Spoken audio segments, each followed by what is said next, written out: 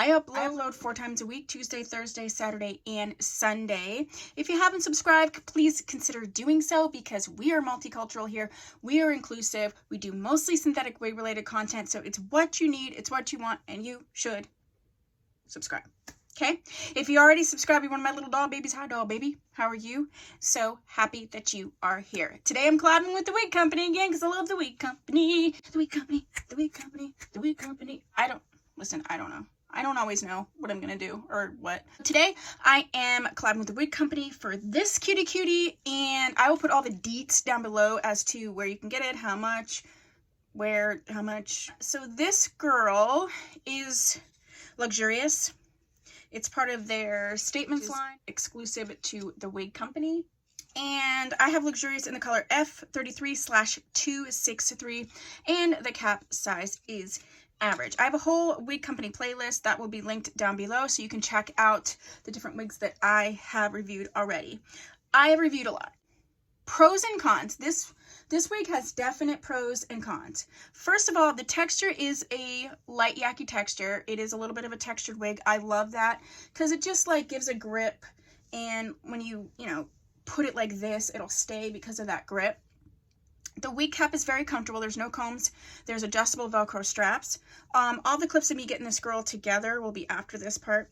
I did put powder in the parting area just because like this sort of piano syrupy highlight, which I don't mind, but it like went all the way to the root, and to me that's a dead giveaway. So I gave it more of a solid root color as if your hair was growing out, and I showed me doing that. There is a lace part. There's lace from here to here, so it's not a full lace front. I think it's definitely enough to customize. This is my hair out a little bit, but you can see that's definitely a transparent lace because you can see my hair through that, and there's lace sitting there. So that is awesome as well. I love this color. However, this one, and I put a ton of dry shampoo in, but you can see it here. It is as shiny right here as it looks. Now, the dry shampoo did help. I feel like potentially it's a color. It's just strange because usually wigs that are this sort of yaki textured hair, they don't really get shiny. So I'm wondering if a darker color or a different, maybe not as highlighted, would be less shiny. That's something, because that's a dead giveaway that something is synthetic. Now you can definitely put a lot of dry shampoo in here and really take that shine down, because I put a lot in, but I did take the shine down quite a bit. I'm not jazzed at the shininess. It doesn't jazz me. Let's look at her from the back.